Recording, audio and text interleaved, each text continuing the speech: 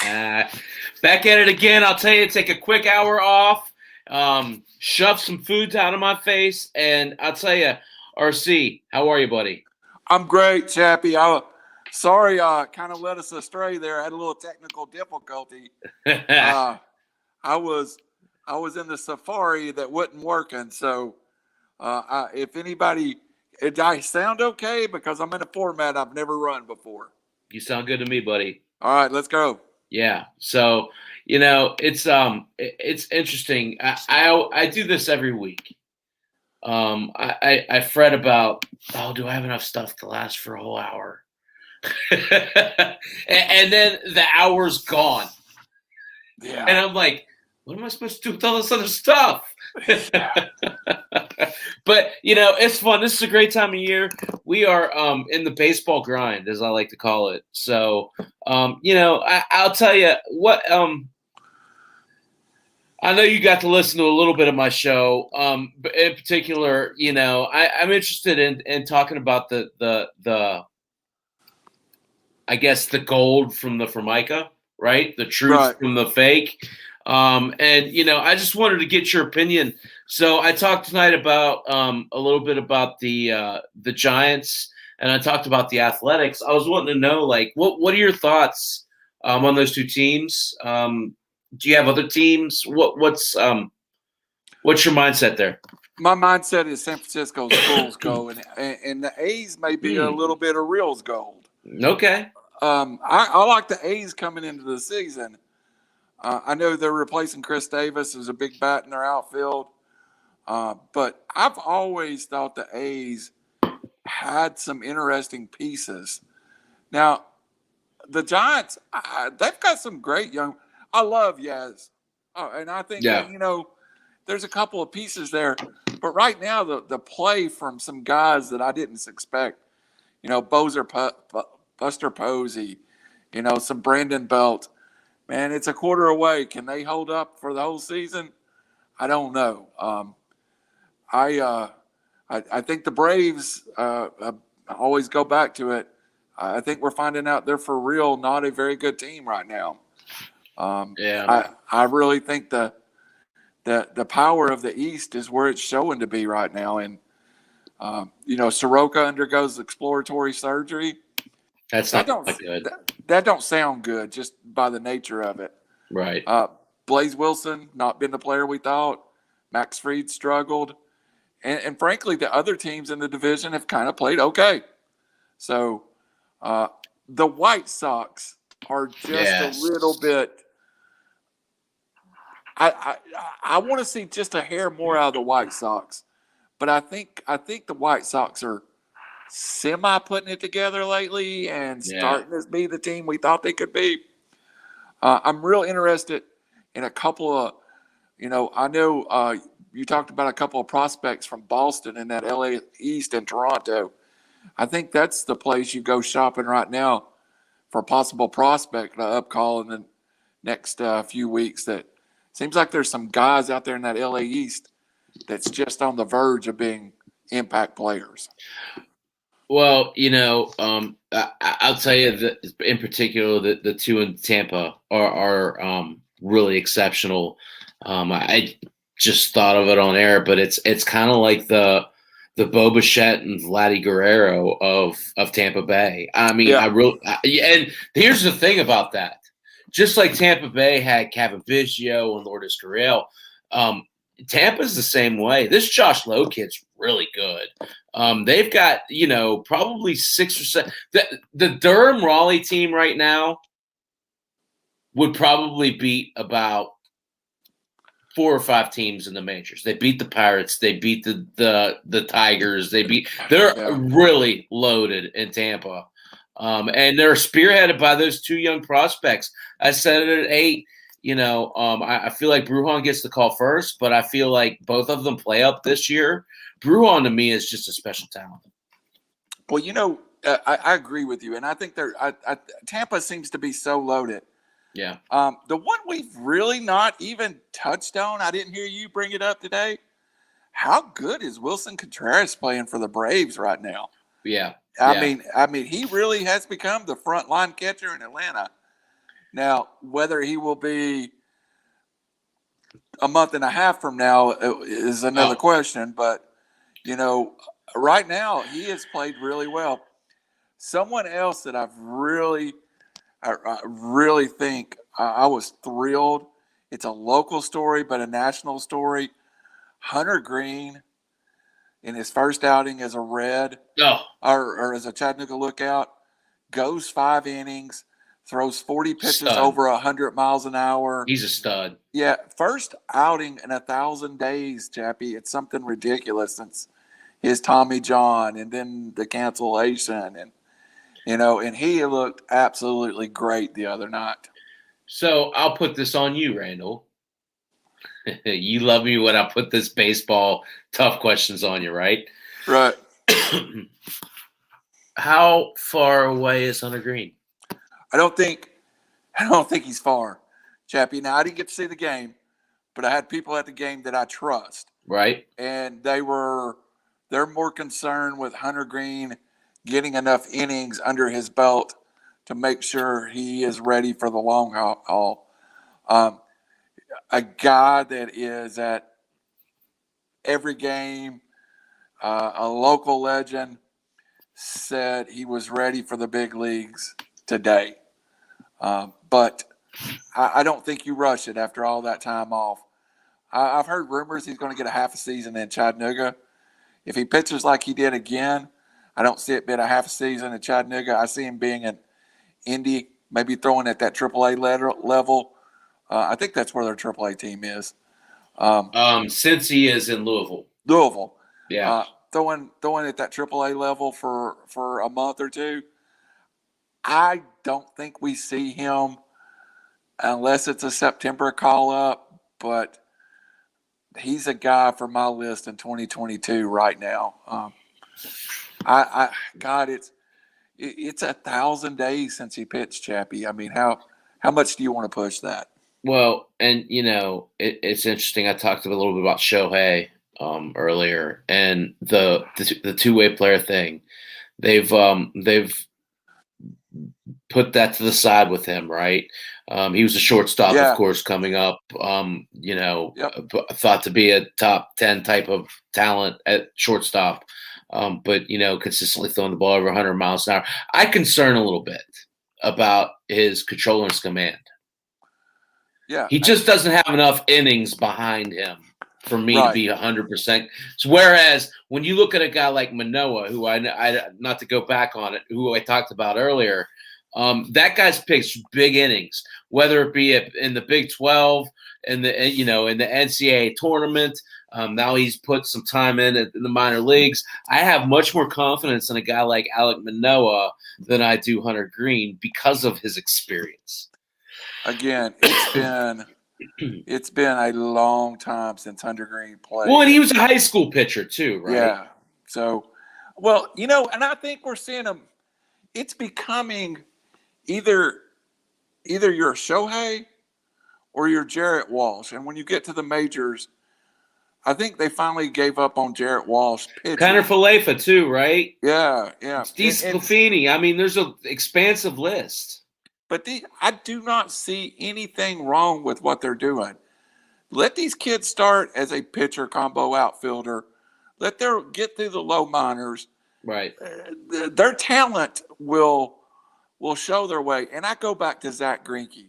And I know he's a little bit crazy, but I think if you took Zach Greinke today and you put him in as a low minors as a shortstop pitching prospect, I don't know that he ends up being a 200-plus winner in the major leagues, or if he ends up being a 200-plus winner plus a sometime DH.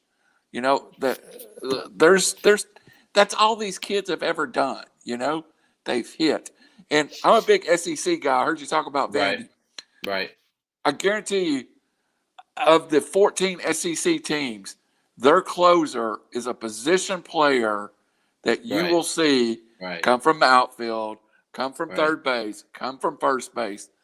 I mean, it really, at this level, it's commonplace. So I really think Hunter Green found his home, and I hope the Reds stay patient with him and give him 21. I really think he deserves 21 just to make sure he's ready.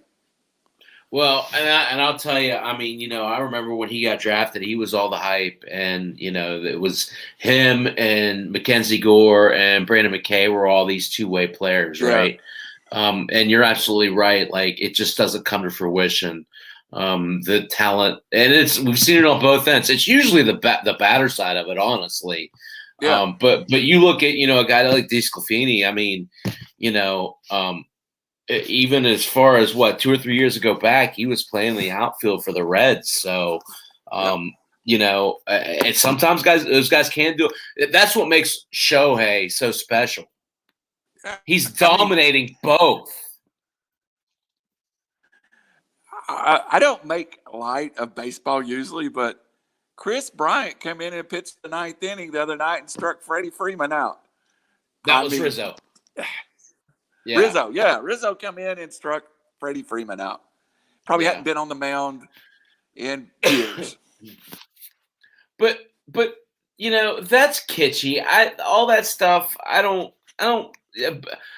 I guess to me, like, when you look at it and you see these kids who go out there and have a legitimate shot at getting people out on the mound and getting on base.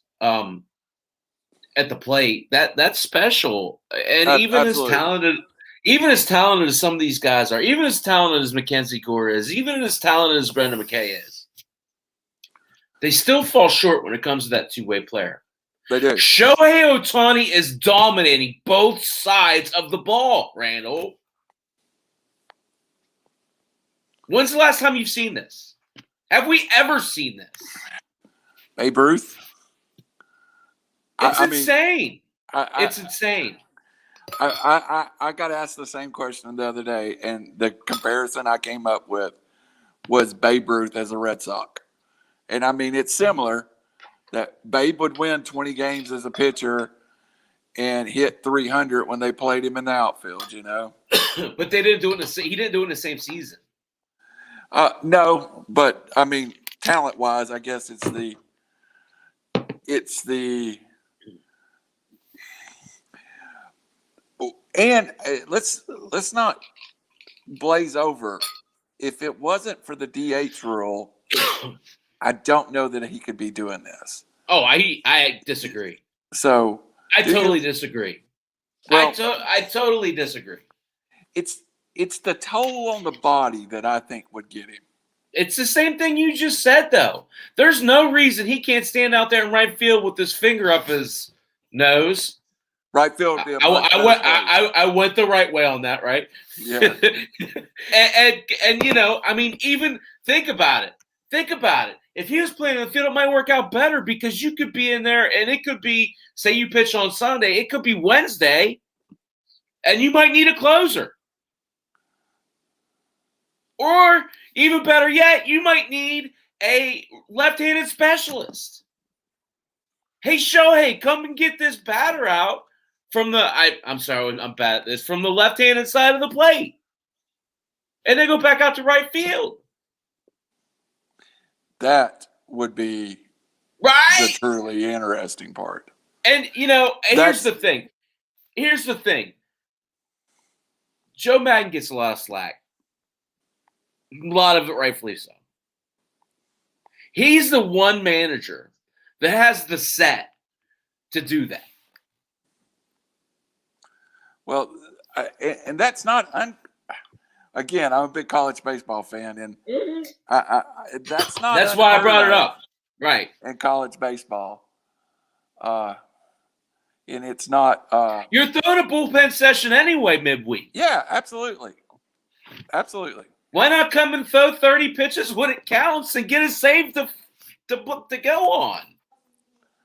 Yeah, absolutely. Now, to me, being in right field, sending your pitcher out to right field, bringing Shohei in to play, that is much more a college move than and I mean, it's done every weekend, especially if you go watch a Wednesday night game where they're not playing their league series. Right. You might see the left fielder face one at bat, the right fielder another one, and then they'll bring a pitcher out of the bullpen. You know, right. Play the matchups, and that's the thing. I guess that's that. You know,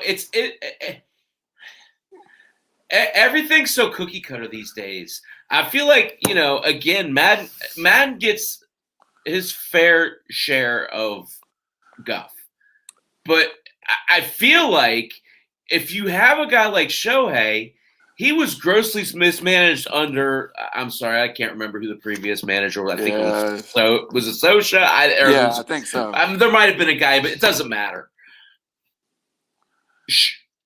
Madden has enough wherewithal to utilize him in the 8th inning or the 7th inning when he's been pitching, but you don't want to lose his bat, to throw him out there in right field. Right. That's just good baseball sense. So this leads me to a question. I don't know why it's clicking in my head, or that is it more impressive for somebody to pitch in the major leagues and hit in the major leagues, or somebody like Deion Sanders who plays snaps on the offensive side of the football and the defensive side of the football? I can't answer that. I mean, the whole athleticism of football thing, I just never had, you know. I mean, I played it, but I wasn't, you know. So, but from the baseball perspective, like, it is so hard. I think you just hit it. If football is athletic, and if you're athletic, you can play both sides of the football. Baseball is a special. It's talent. Set of it's skills. Talent. It's just exactly. It's talent. It's just different. It's more, to me, the skill of playing baseball is similar to a golfer hitting a 340-yard drive. Let me tell you, because I want to move on from this. I want to talk about some other things, but I just want – so back to Shohei. This might sound – I don't mean this to sound insensitive. When Shohei's at bat, he looks like a samurai swinging a sword. I've seen him on and again, I know you know this. I stay up at night to watch the Angels because my wife's in bed, and that's kind of when I get to watch my baseball, right? You okay? You good? Yeah, I'm good. My daughter needs the car keys. Okay. Okay, got you. All right, sorry. So I stay up at night to watch Shohei. When he swings the bat, now when he pulls, it's a totally different thing. He rolls his wrists over. He kind of has that prototypical Japanese where he's coming out, but he gets power behind him. But when he hits it the other way, it looks like a samurai swinging a sword, almost slicing through it. And the power that he gets off of that, I don't know that I've ever seen anybody do that stuff. I've been watching baseball a long time, Randall. I've never seen it. Would you say he's an automatic MVP candidate if he continues this all year? He's not a candidate. He's not a candidate. It's not a race. If he continues what he's doing, he is the MVP. Everyone else is playing for second. He's the best player I've seen since Barry Bonds. If he continues what he's doing. Fourth of the way. We got a long ways to go, I guess. Absolutely. And it's health with him, right? Yeah. It's health with him. I love what I see out of Shohei Ohtani, and in all honesty, I said this at 8. I don't know if you caught this part or not. I've never seen a team like the Angels. Half the team is generational players. Yeah. The other half of the team is double-A talent. It's an unusual. It's crazy. Yeah.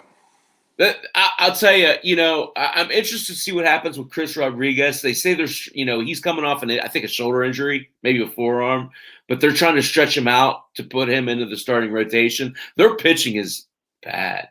Very. And that's, you know, their offense has been pretty good.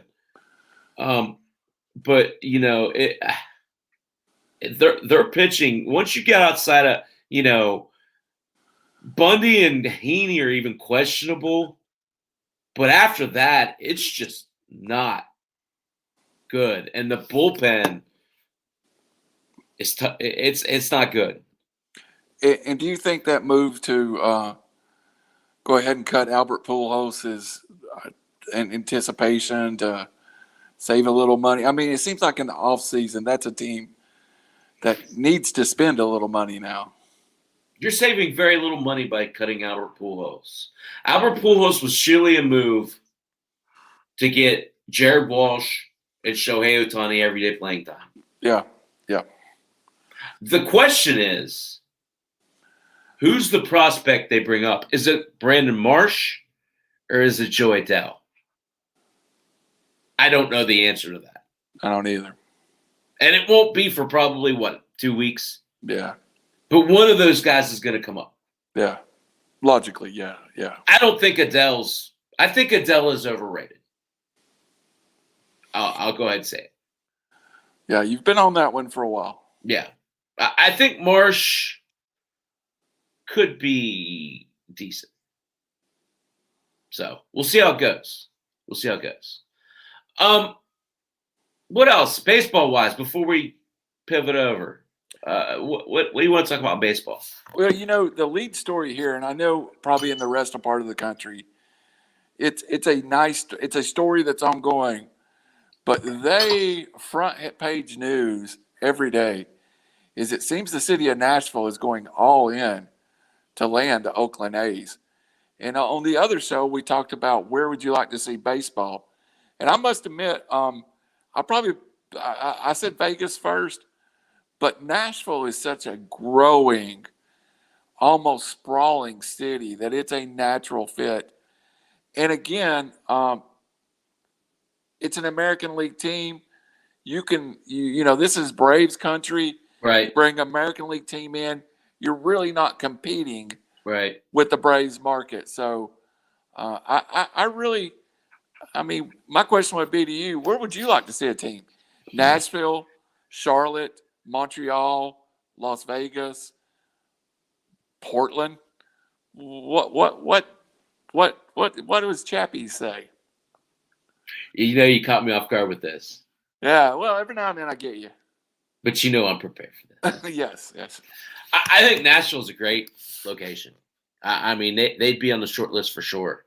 When you start looking, I was looking at it today, just geographically, what made sense. The historian in me, Montreal. I mean, right. I would love to. Well, another story for another day. I'd love to live in Montreal. I've told my wife that all the time. And it seems like they are very insistent on Montreal getting a startup franchise and maybe returning to Expos days. Right.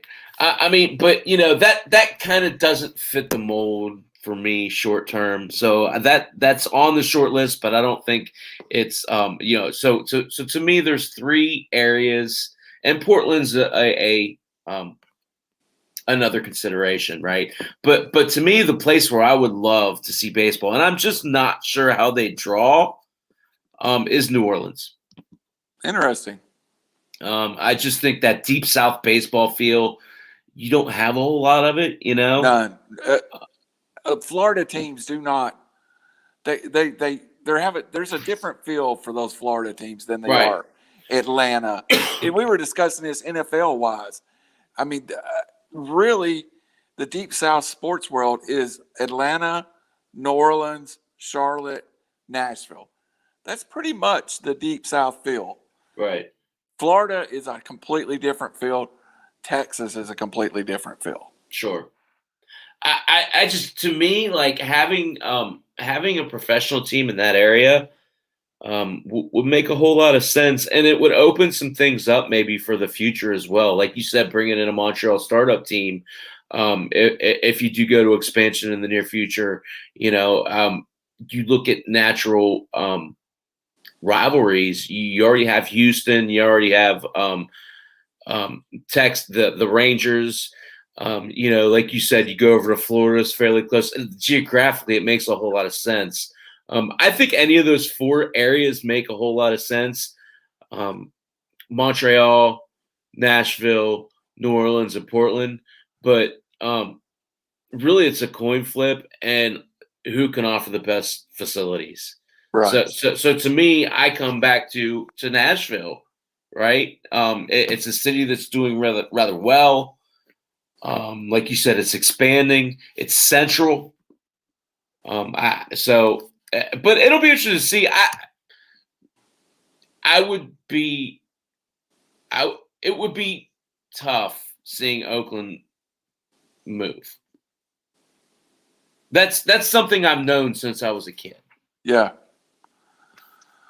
And it's a shame. I've been to the Coliseum, the Alameda, I think it is, Coliseum. Yeah. 15 years ago, Chappie, it was the worst baseball facility I'd been in. Sure. It's a shame. And if you go through the city of Oakland, they've already lost the Raiders, of course, and now it looks like they're going to lose the A's, and you're down to the Golden State Warriors, and that's kind of a shared team, I think, with San Francisco a little bit. And, right. Oakland's a proud sports city, and it would be tough to watch Oakland without an MLB team, without an NFL team. But my parents, God rest their soul, are no longer with us. But a couple of years ago, we were talking about they had watched Atlanta grow up in the 60s and 70s. And it was very they used a Nashville comparison very well. And you see that kind of expansion in Nashville. It's unreal. A hotel in Nashville is $250 now because you simply cannot book a room. A day's in, $250. So yeah, Nashville is it's a sprawling metropolis now. Yeah, yeah, and it's one of those things where that's kind of where baseball has to look, is to where people who are, and India's the same way. There's too many major league teams close to Indy though for them to be a serious contender, in my opinion. Yeah, I'd love to see it. The Indians over here are great. It's a Pirates AAA affiliate. I love going over here. I go a handful of times a year. It's the best deal in sports. You can go over for $10 and sit in the front row. Right. But just the matter that since he's 2 hours away, two Chicago teams are 4 hours away, Detroit's 4 hours away, and St. Louis is 5 hours away. It doesn't make a whole lot of sense to smack another major league team right here in the middle of all that to compete with that television market. Whereas in Nashville, I lost my mind there for a second. In Nashville, you got the Braves, but that's about it, right? Next closest would be St. Louis, about 5 hours away, and the Reds about 5 hours away. So right. Atlanta is about 4.5 hours from. I live the halfway point. I'm 210 from Nashville and an hour 40 from Atlanta. So right. It's still a good little haul. So, it's funny. I got a whole bunch of baseball stuff, but I do want to talk some football. Real quick, before we move on to football, though. What are your thoughts on Giancarlo Stanton? Well, I thought we were going here today, and I just went and I did the Chappie. I just looked at some of the advanced stats. Yeah. I feel like this. I feel like this is Juan Carlos Stanton in 2021. I feel like it should. This still should be an elite player. I struggle. I got, maybe I should give a little background. One of the teams I used to really enjoy going and watch was the Marlins. And, at one point we had Yelich, Stanton, Ozuna. And when you watch that team, you felt like Stanton, of that stud outfield, you felt like Stanton was the man. He was. I don't know that he is anymore. It seems like New York's tough on folks, and when I finished looking at it, I was going to ask you, in return, does something look different about him as a baseball player? This year, you mean? Yes. Well, he looks healthy. Has it been health? Has that been the? That's most of it. The other part of it, he's ticked off. Hey, when he was in Miami, standing between Ozuna and Yelich, you knew who the man was. I mean, if you look at what he's doing, so it's a number of things, right? The league's going to adjust to him. Right. I'll start by saying that. So he's having He's having a career year. I'll say that again. He's having a career year. The former MVP. No, he has to stay healthy. Right. But over his first 30 games, it's statistically his best career start ever. Better than his 2014 MVP season. Better than his second MVP season, or second in voting MVP season. This year is the best year he's had. And so what's going on is there's a couple of things going on, Randall. They're pitching him more strikes. He's seeing nearly half of the balls he's seeing are strikes. 48%. That's huge. And that's what the advanced scout said. Yeah. Yeah. And that's, you can thank DJ LeMahieu and generally some of the other talent in that lineup. The bad starts for Gary Sanchez, the bad starts for Aaron Judge. You can thank you got to pitch to one of those guys. So, Chappy, is his current production in 270 enough to be an MVP year?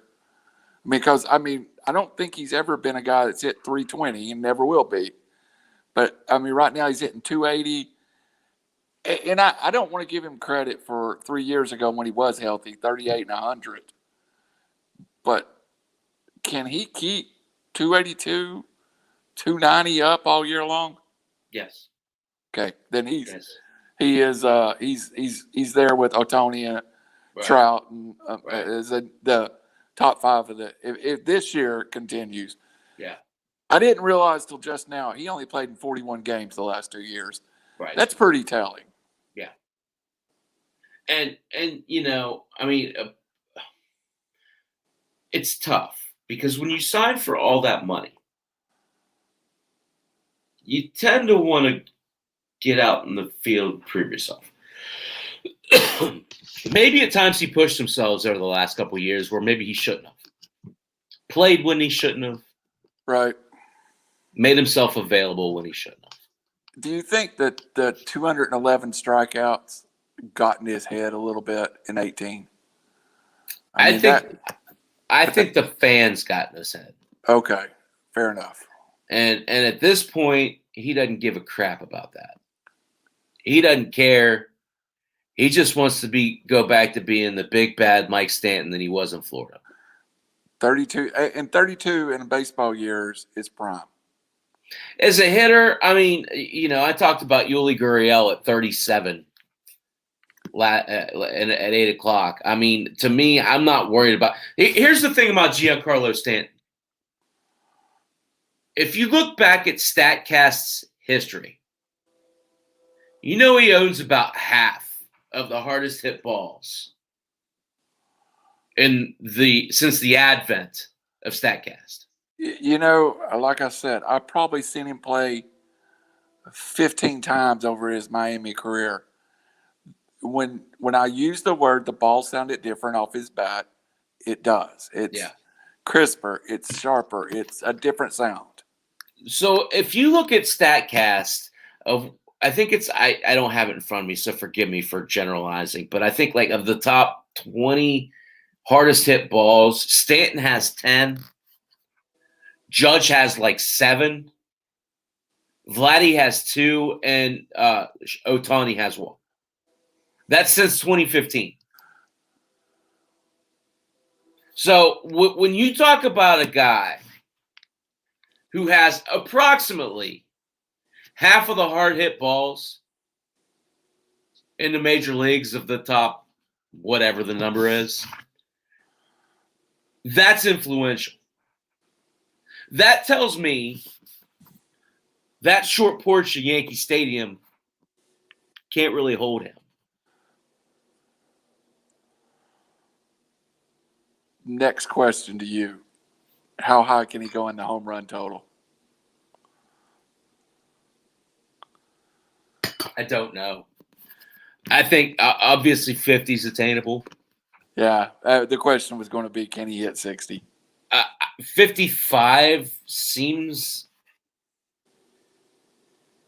reasonable. I know that sounds crazy.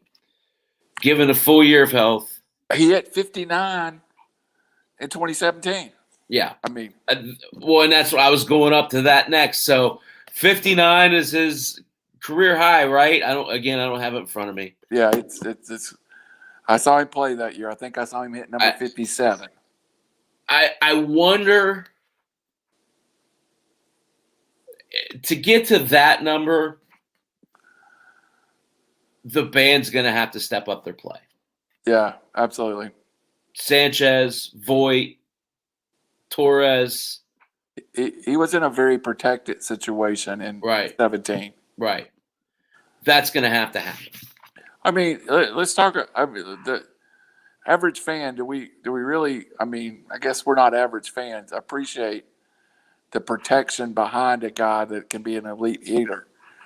Do you think Ronald Acuna is why did the Braves move Freddie up to 2 when the 2-0 was slacking to get Acuna pitches? I mean, and you know, if you have a lineup that has, in that lineup, you almost feel like pitching to Stanton is maybe better than getting deeper in that order. So you take your chances where you can. I thought we were going to talk Braves. No, I'm the Braves are struggling so bad right now. You don't want to talk Braves. I flipped the TV off the other night. I was so upset. But yeah, it's the same situation. I think I feel like the whole lineup is not. The Braves lineup doesn't feel like the Braves lineup right now, and you feel like those top 2 guys have to do it night in, night out. The key to me last couple of years with the Braves has been how good Swanson played, how good other guys were playing. Let's not forget Tyler Flowers at one point was tattooing the ball in the 5th hole. Yeah. Swanson was tattooing the ball in the 6th hole. Right now, if you pitch around Freddie and you get around Acuna, Ozzy. Well, Freddie's not hitting the ball. No, Freddie's not hitting the ball. But Freddie's the one guy that's capable of. Right. But Ozzy's not hitting the ball. Swanson's not hitting the ball. Actually, that's not true. He's hit a homer 2 of the last 3 nights. Yeah, that's true. I got him in my league, brother. I've been struggling with him. Let me tell you, I think Swanson's coming around. I think Albies is coming around. And I got to tell you, I think you know where I'm going here. Who's the better Contreras brother? After the last week of watching Wilson, I'm William. William, I'm in. I'm in, and I've been saying it for 2 years. I truly kept thinking that Langoliers is the catcher of the future. I don't know what happens with Langoliers at this point, because it's going to be hard to get that Contreras bat. And as good as Langoliers is, and he is that elite defensive. He totally. He is so good. But can you get that bat out of the lineup? Because right now, basically, the field is better. Now, the pitching staff is in disarray. They re-signed Sean Green. If you basically can throw a fastball over 85 miles an hour, I love the Sean Green. I love the Sean Green side. I did too, and I think he was a missing piece. They signed a couple of other pitchers, just looking for some fix in that bullpen. I don't think the Braves are anywhere near done, but I definitely think they're trying to find themselves. Yeah, it's a lost. I've been around enough baseball and football teams that they're lost a little bit, and the identity's not the same, and you wonder what changed from last year. And what might have changed from last year, Chappie, was I felt like the Braves played with that us against the world mentality last year. They threw Soroka, Ian Anderson, and Blaze Wilson in the NLCS and was like, hey, we've got it, And I maybe a little of the success last year is the problem. I think we could see money spent in the offseason and frustrated. As a Braves fan, it's very frustrating right now. I'm going to push back just a little bit.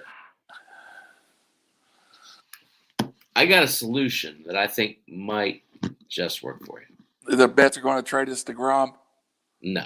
Okay, well, that's my. Well, I mean, so there's enough young pitching there that I feel like guys like Kyle Wright, guys like Kyle Muller, there are a few others. They can and will be given a chance later on the season. And at this point, a quarter of the way through the season, if you're ever going to fix those arms or get those arms comfortable, this is the year to do it. I do not. Unless something happens, I do not see this team contending for a playoff spot. But it's a tough division. It's a tough division. But here's my proposal. I'd like to know what you think. Move Acuna back to center field. I'm okay with that. Move William Contreras to right field. I'm okay with that. And bring Langeliers up to catch. I'm okay with that. I feel like Contreras, a lot like his brother, although it wasn't utilized that way, it hasn't been, is a middle of the lineup type of bat. Absolutely. And if you can ask him to play right field, bulk up a little bit, hit for power, put Acuna, even if he's maybe hitting, or playing out of position a little bit, his speed helps out with Ozuna's shortcomings. Yeah. And there's a 35 home run guy in that body somewhere. Oh, yeah. No, I'm not worried about him. I feel like if you do that, the thing about Langeliers, you mentioned he's a good defensive player. He is Matt Chapman behind the plate.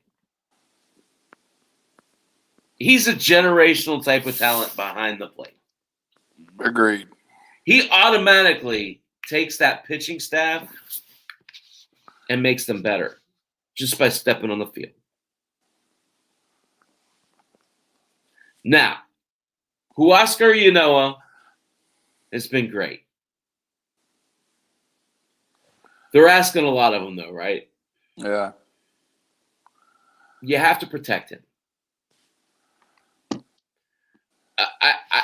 I wonder about, boy, Kyle Wright's been a disappointment. Yeah, and we talked about Vandy earlier, and I got to see Kyle Wright at Vandy, and he was electric. He was I would have snapped sure thing on his head in a heartbeat. Right. So you got to figure out how to get him right. You need another pitcher from your own system. And you need to go try and acquire one. Absolutely. I agree.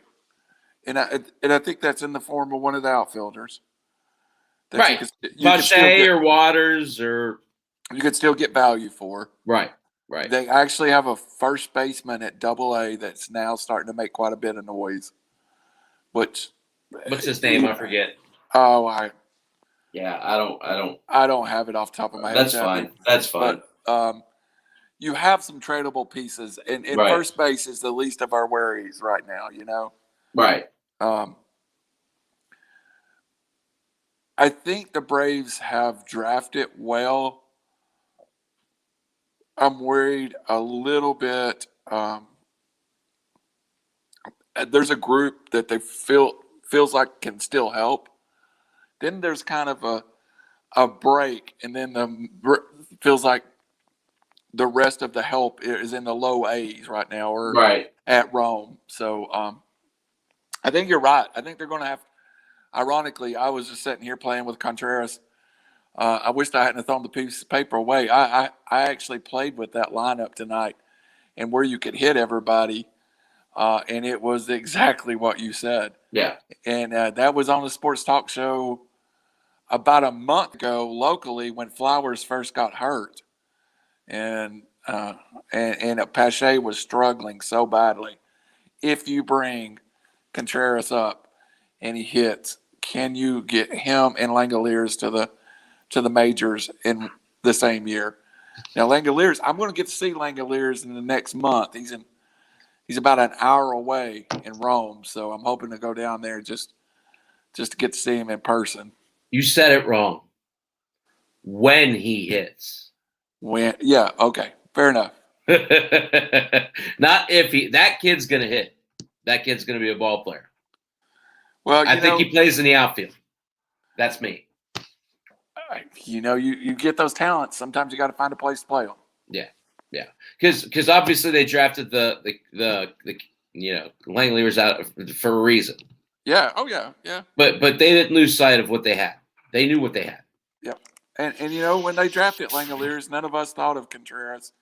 But I remember the team talking about. I did. Well, yeah, locally we didn't, but I remember the team talking about they had two great catching prospects, and the point was that was the first thing that came to my mind. And the point was made: if you have them both up, there's no need to carry another. Catcher. You can actually probably carry an extra arm or right. No, so. That's a great point. That's a great point. Well, hey, I know we want to move on. Can we wrap up baseball? Do you have anything else you want to talk about? I had more baseball than I realized I had. That's great. It's funny. We kind of talked a little bit last week about the draft, but I feel like we are not. I know you were super stoked today. Set up my first dynasty league on Sleeper. Yeah. Doing a couple different things on Sleeper. We did our bracket thing.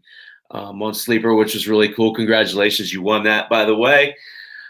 What do you want to talk about with football? What are your initial thoughts on fantasy football year 2021? How I'm going to get unique in the draft is my first thought, and I have it this time of the year. And you've inspired me to be crystal clear with my thoughts when it comes to fantasy football. Mm-hmm. And I think I can help folks. But let me tell you what I'm doing right now, Chappy. Yeah. We've got the draft in. Now I'm moving through the draft, and I'm looking at players. Does this draft benefit players? Such as, let's just take one we've already talked about, James Robinson. What did this do to James Robinson's projections?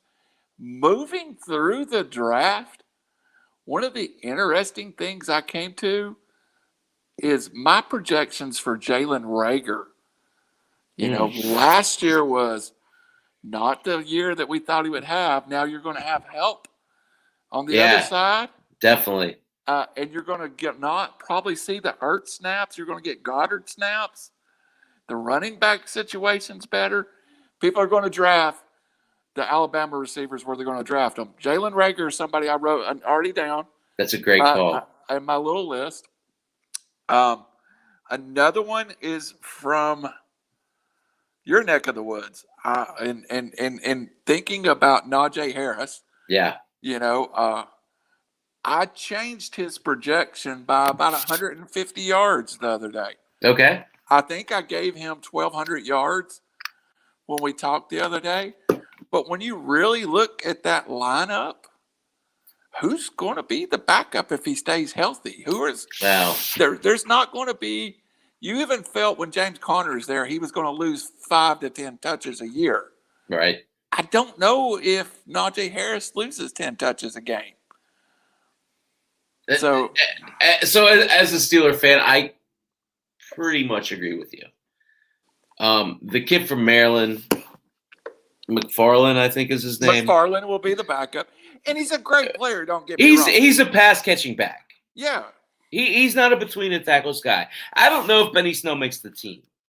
I don't either, and that's I came away with Najee and McFarland and a big question mark. That's where I ended at my Pittsburgh break. I almost think what happens there is they keep Derek Watt as their third back. I could see that. And they keep McFarland and Najee, and then every week they taxi out Benny Snell or whoever, as that next guy.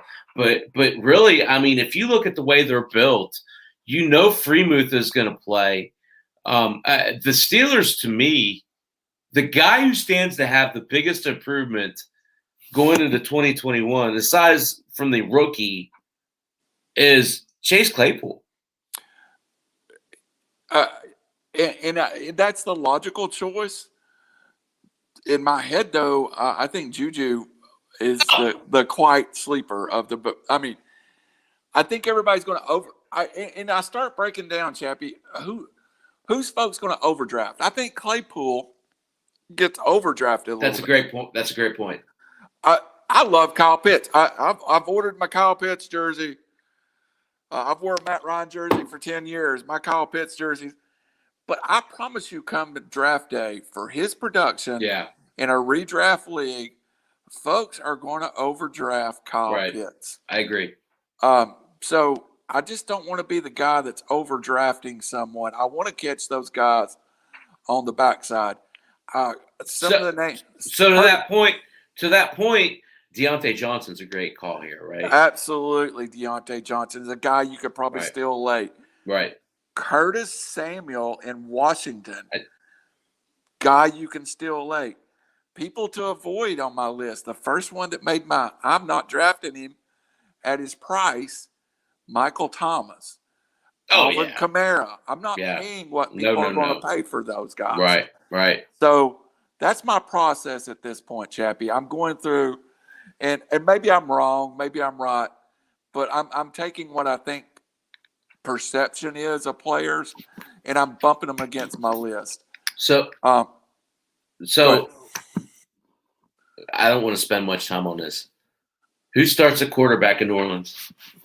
I think Jameis Winston. Is that the right move? I think so. I think it was the right move last year. I don't understand. Well, again, Taysom Hill won 3 or 4 games, but if you watched any of those games, that was not a NFL style offense. That was we're going to win 4 games with a very athletic guy. So I think it's Jameis Winston. Yeah, I agree. So what other fantasy relevant players are you looking at? I like Barkley on a bounce back from the injury. Yeah. I like the LA Rams offense a lot. Who do you like? Who do you like there? I like the running backs. I like especially your guy. I won't spoil it since I know you're so high on him, but I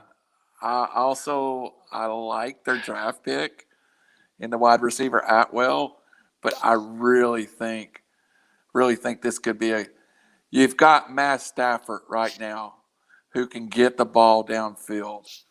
And, there's a couple of guys. I think this could be a huge year for Cooper Kupp. Yeah. I think this could be a huge year for all those receivers. I'll say this. I mean, obviously I got a couple things to say about the Rams, right? First thing I want to say about the Rams, I love Akers. That's the guy. That really is the guy. It's almost like the second coming of Todd Gurley. Yeah, I mean, it's Henderson is going to be his backup, is the way I read And that. and that's fine, but he'll be a distant second. The thing to me though, the biggest difference between this year and last year for the Rams is obviously Matt Stafford. I think I agree with you, obviously, that all the receivers are going to benefit from this. I think the guy that benefits the most from this is the guy on the outside. That's Robert Woods. Yes. Because Goff couldn't get that ball to him. Stafford will absolutely be able to get that ball to him down the field, outside of the numbers, what have you. Whereas Goff struggled with that. I obviously Cooper Kupp's a threat down the seam. I think you'll find him a lot on that open cut further down the field. Yeah, I wonder about 100%. The tight ends. I wonder about the tight ends, how they utilize those guys, right? Higbee always seems like an underused, right. Guy. Both of them, really. Yeah. I think you'll see. I think they brought Atwell. They spent their highest draft on Atwell. And I really think their plan is Atwell to be the home run hitter. Right. A Deshaun Jackson really stretched the field. Robert Woods becomes the lead receiver in that offense. And then I think Cooper Kupp and the two tight ends get an up click, because what Matthew Stafford can do is, in a situation where his first and second is covered, Matthew Stafford can stick the ball in on a dime. So I really look for that game to get a little more vertical, and Cooper Kupp not running so many 7-yard ends. Let me ask you a question. Who's the better offensive mind? Sean McVay or Zach Taylor?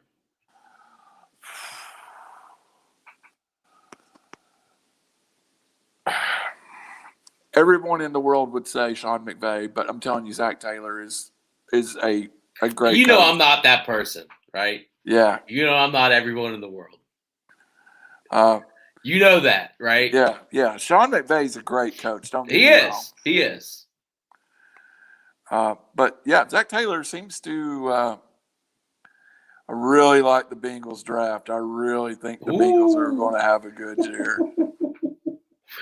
And it's funny because, okay, let me ask you this question. Who's a better offensive mind?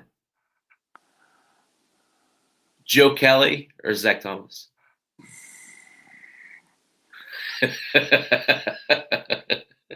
This is fun, right? Zach Thomas. Yeah. Taylor, right. Yeah. No, but it's close though, right? Yeah. Yeah, it is. I mean, the thing I like about Taylor is he's got his quarterback. Yeah, he does. And his quarterback's comfortable with his weapons. That offense, to me, I mean, I think you know this about me. I kind of pride myself on getting the next big thing at quarterback, right? Right. I mean, we've known each other, like 3 or 4 years now, right? Yeah. That's always kind of been my thing.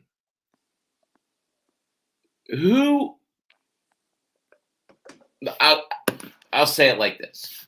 Rank these 3 quarterbacks. All right, I see your wheels turning. Joe Burrow, Justin Herbert, Jalen Hurts. The order you gave them in. Ooh, that was quick. Why? And I really want to move Jalen Hurts up. I really do. Yeah. That's a tough move up though, right? It's tough because I feel like those two in front of him are amazing. Yeah, I really think they're a special breed. So, and I got a question for you. So I'll throw one back at you. Historically, fantasy-wise, there is a great trend over multiple decades. If you follow it, what year do you think wide receivers have their breakout year on average? Third. Absolutely. So guess who's in the third-year draft? Calvin Ridley, Cortland Sutton, Dante Pettis. There's a lot of guys that's played a lot of football, but not Deontay Johnson. Yeah. So those are the guys. You move them. I promise you, folks, if you move them up a few spots, you're going to find gold. Yeah. I actually think Calvin Ridley leads the Falcons in yardage this year. Julio or no Julio. Yeah. So, think what happens with Cortland Sutton if somebody from up a little north ends up down in Denver. That's not happening. That's not happening. I hope not, because I love Aaron Rodgers. That's not happening. He's not going anywhere. He's not going anywhere. Let's hope so. Yeah, he's not going anywhere. Listen. Christian Kirk, another name. Let me ask you this. What do you see? Give me your prediction for Jalen Hurts this year. 33, 5, 27, and 11. 3,300 yards. 500 on the ground. 500 on the ground. 27 touchdowns, 11 interceptions, somewhere between 3 and 6 rushing touchdowns. That's a damn good year. That's a damn good year playing in a damn bad division, too, where he can do that. If he was in a different division, I don't know if I'd be that high. So, give me a comp for Jalen Hurts. A comp would be Cam Newton in his second year. Cam Newton really exploded the year afterwards. Matter of fact, let me pull Cam's stats. I think he's a better passer than Cam. At this point in his career, you are absolutely right. I don't think he's Cam to me was always a running back playing quarterback. I don't see that out of Hurts. You know what I see out of Jalen Hurts? I'm going to give you a comp, and it's going to blow your flipping mind. All right, throw it at me. Tom Brady. Wow, now that is a comp. And work ethic. Leadership. Trashed in the media. Competitive edge. You know Alabama. Right. Do you know a more competitive guy than Jalen Hurts? No, I do not. And, Jalen Hurts was sent out of Alabama kind of embarrassed. Yes. And what his family and him done, to their credit, was, and I wish I had the guy's name, they hired a private quarterbacks coach to improve his throwing motion. And if you have not seen a split screen of Alabama his junior year and last year in the NFL, it is radically different. The thing that impresses me most, and you touched on it, about Jalen Hurts, being a Big 12 fan, I saw a lot of his senior year at Oklahoma. How he handled that adversity at Oklahoma, going into another, I'll say it, a blue chip school. Yep. And just going in and running his race, leading by example, and the way he carried himself both on the field and off the field, to me, it screams generational leader. That's why I made that comparison. So I really do think, I'll be quick. I really do think when you're looking at 15 years from now, players going at Canton from this group in time, those are the three guys that we're going to be talking about at the quarterback position. If you are a team now, Chappy's fear and ignorance, arrogance, and you're an NFL franchise, and they said, okay, you can pick for one of these two quarterbacks to start your franchise with. Either you can take Jalen Hurts from the Eagles or Tua from the Dolphins. Hurts. I know, but 2 years ago, none of us thought it, and I would do the same thing right now. I really think Tua, great kid, by the way. I've never heard anyone around the Alabama program say anything but great stuff about Tua Tagovailoa, whatever his name is. But you feel like Jalen Hurts got just kind of butthurt, for lack of a better word, and was like, "Hey, I lost my starting job."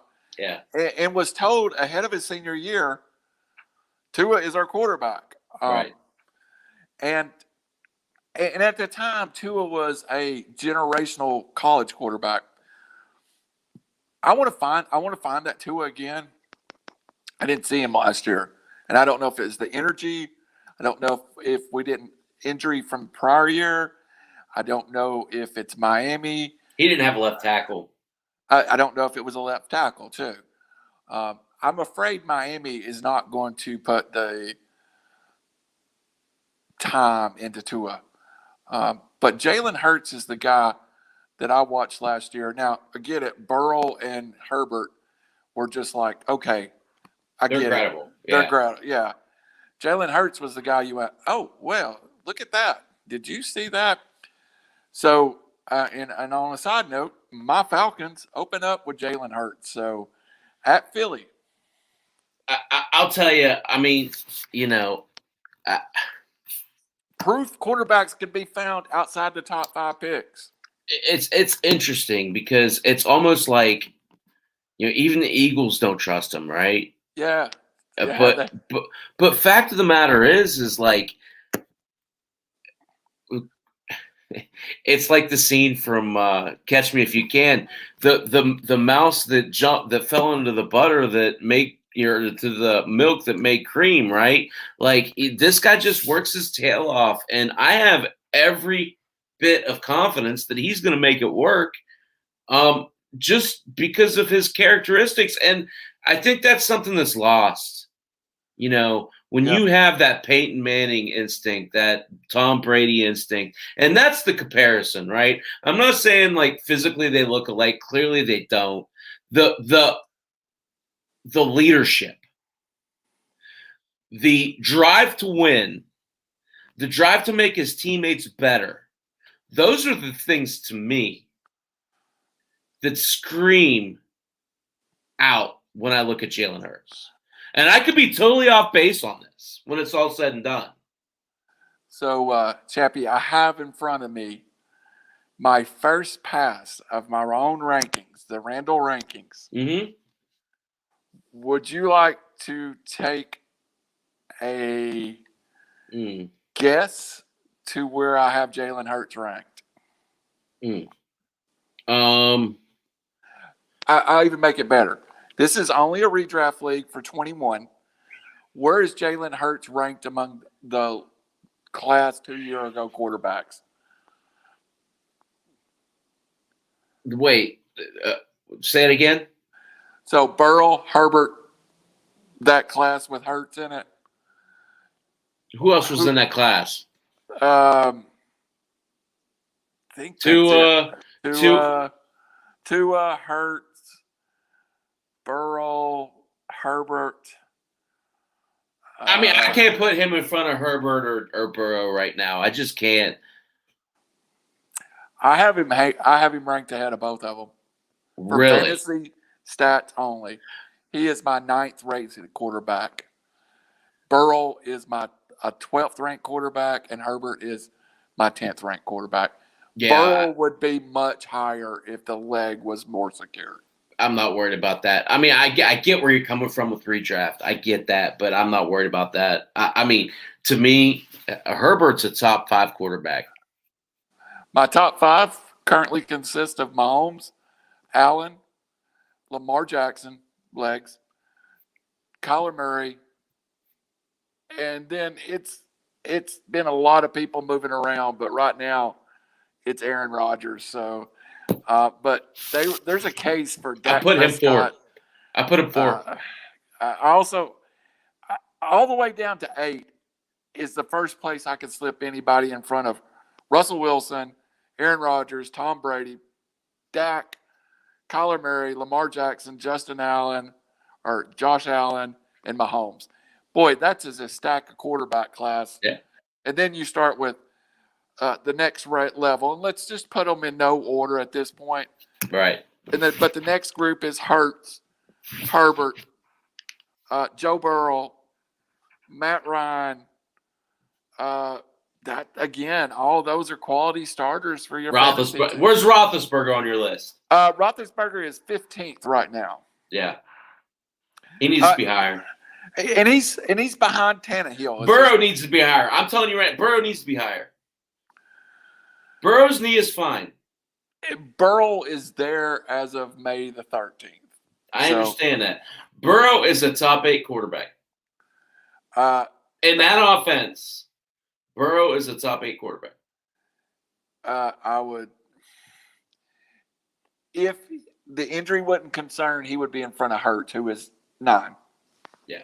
So the highest ranked rookie I had was Trevor Lawrence, then Justin Fields, and Zach Wilson. And Trevor Lawrence was markedly higher than the other 2. Yeah, there's. Yeah. So, and that again, it's past 1. And that was me sitting down, writing down names. And when I got to makes a big difference, doesn't it? It does. And when I got to number 9, it was like, I haven't wrote Jalen Hurts. It's those leg yards that, and and like you said, I mean, I think you made a great point. You look at the offense around him. I really feel like, all the way down the line, they're going to be in better shape this year than they were last year, including scheming up an offense around his specific skill set. Yeah, absolutely. And if we're not just talking about the rookie quarterbacks, I think the one guy that could make a humongous jump is Matthew Stafford playing in that offense. No question. He becomes a quarterback 1 clearly in my mind. So where do you have him? I have him at 11 right now. That's too low. I know. It's so good of a class. Yeah. And you know what that tells me? I'm not going to draft a quarterback early. I mean, yeah. And that's why we've talked about this. That's why I traded Mahomes at the end of last year in our league. Well, yeah, our league. Just the fact, I had both Burrow and Hurts. So it's one of those situations where it's like, and they're both, Burrow actually was like a 7th or 8th rounder, but Hurts was a free agent. So I would get to keep him as like an 18th rounder. It's a no-brainer, Yeah. Over to the running backs just for a second. Yeah, let's do that. Cam Akers at 12. Najee Harris currently, which I think he has the potential to go up, at 14. Top 5 running backs, I had listed as Dalvin Cook as a number 1, Christian McCaffrey as number 2, Derrick Henry as 3. I'm really saying with this that Aaron Rodgers is still in Green Bay. Aaron Jones at 4. And the next is tough because I really want to put Jonathan Taylor at 5. I really do. But I don't know that if I can list Jonathan Taylor over Nick Chubb. That's really tough for me. Zeke Elliott was the big faller for me. I moved Zeke down to 9. I really think Cam Akers at 12 is even too low, maybe. The name I'm shocked that I haven't heard you say. You want to guess? Jonathan Taylor? No, you said him. Oh, Najee? No. Oh, no, I'm sure. Oh, who is it? He plays for the Big Blue. Oh, Zeke. No, Saquon. Oh, Saquon. Oh, sorry. 6. I have a hard time with Saquon's injury, from what I understand. I had him. He's right behind the Nick Chubb, Jonathan Taylor debate for me. So what? 7, 8? Yeah. Yeah. He's too low. That's my opinion. I'm also. He's a top 5 running back for me. I can't put him outside of the top 5. I'm also thinking I could be low on Antonio Gibson at 10. Ugh. I like Ron Rivera there. Let's just say that. And jumping in from the rookie class, of course, we already talked about Najee up at 14. Travis Etienne, I couldn't backside of the 20s. I have him, James Robinson, both listed in the 20s now. And Here's James my Robinson, question. So I'm doing that dynasty draft. My first pick, of course, I picked 10th, so I knew I was getting boo, right? Yeah. I got Javonte Williams. Thoughts on him? He would have been my 6, no later than 6 pick. I mean, So I got him at 10. Well, Javonte Williams on my list is 31st for 21. But if I was doing Dynasty, it would be Najee Javonte Williams. I really like Javonte Williams more than Etienne in the situation. So my second pick, I want your, and this is totally organic, right? Right. My second pick was Josh Palmer. Oh, great. Yeah. And I don't know if you put it on a tee, but that's the one I can speak to. I watched him play for 3 years. Yeah. Played it with absolutely the worst quarterback play that I've seen since 1977 till now. When you hear of a coach leaving and campaigning for another kid, and you go, "Oh wow," Tennessee's defensive back coach ended up on the Chargers, and they said in the draft room, the most vocal person was, "This is a first round talent that's played in a horrible situation." I slipped on eBay the other day and bought 2 Josh Palmer RPAs for the very, very same reason. I mean, some things are already so expensive that you can't really afford them. Right. I was bidding on a Kyle Pitts, but I have a hard time paying over $100 for a card that's not. Yeah. But I bought 2 Josh Palmers in the $20 range. So I got 2 other picks I want your opinion on before we jump off of here. My third pick in that draft was Larry Roundtree. I like that pick. That's either going to be a guy that produces at a high level or a guy that just isn't fast enough to play in the NFL. I think the first, but let's let him. He deserves the chance. I think he's a great compliment to Eckler. Absolutely, he's a between the tackles guy. Yep. He's a mutter, right? Yep. He's a goal line back. And again, we're talking at this point, we're in round 37 or something like that. The last guy dropped, and I was kind of surprised to get him. I understand the concern about the offense he's in. Uh-huh. But what are your thoughts on the Oklahoma State kid, Tylan Wallace?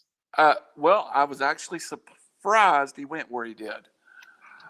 Going into the draft, I thought Chuba Hubbard was probably the more publicized of the 2 backs. But once you sat down on draft day and you started listening to the Mel Kippers and the people of the world, the T.Y. Walker was considered the better prospect of the 2. Sometimes you find a situation where you have 2 backs like that in college, that one's a really elite back being tied to a guy that's not so elite. So when I left the draft and listened to everything, and I followed it really, I feel pretty close. I like T.Y. Walker upside more than I do Hubbard's at now by far. Yeah. Did throw a name at you? Did Javon Hawkins get drafted? Or do you know? I have no idea. He is a undrafted free agent from Louisville that Atlanta signed. And I feel like he's going to make that team and be the third down back. So that would be a name to kick around, in, especially deep PPR leagues. Atlanta's running back room is Cordell Patterson and Mike Davis. So yeah, you got. I like Davis though. I think that's a good fit there. I do, but if you could get in the 19th round a kid that catches 40 balls, Yeah, take it. Yeah, absolutely. No, that's great. And I'll tell you, I mean, I imagine we'll probably do this for the next month or so, where we talk half baseball, half football. It's been fun, but the cool thing is we kind of get to cheat off each other's notes and build on it for next week, right? So come football Absolutely. season, we'll be good and ready to go. We're And gonna that's what have this is all about. the most competitive draft. I hope you pick on one end of the snake and I pick on the other end. Yeah, yeah, I mean, it's funny because we're in most of our leagues together, right? But it's fun playing against all our friends and competing against guys we know. But I mean, it's very competitive, and I think both of us kind of take what we talk about here on Thursday nights and apply it to what we're working with. In our leagues. So I look forward to doing that in 2 leagues now this year.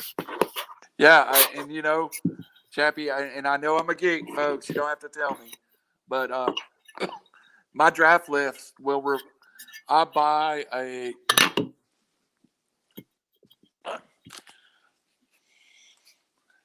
This will become my draft list throughout the year. If you look at page 1, it'll be notes from. And by the end of the year, or end of the process, usually the third preseason game, I finish it out, I write it out, and I'm ready to go drafting. So, yeah, I'm really excited about the football season. I didn't get to it, but maybe next week we'll talk about some of the marquee games coming up. But Chappie, just think about this: in week 4, Tom Brady and the Bucks at New England.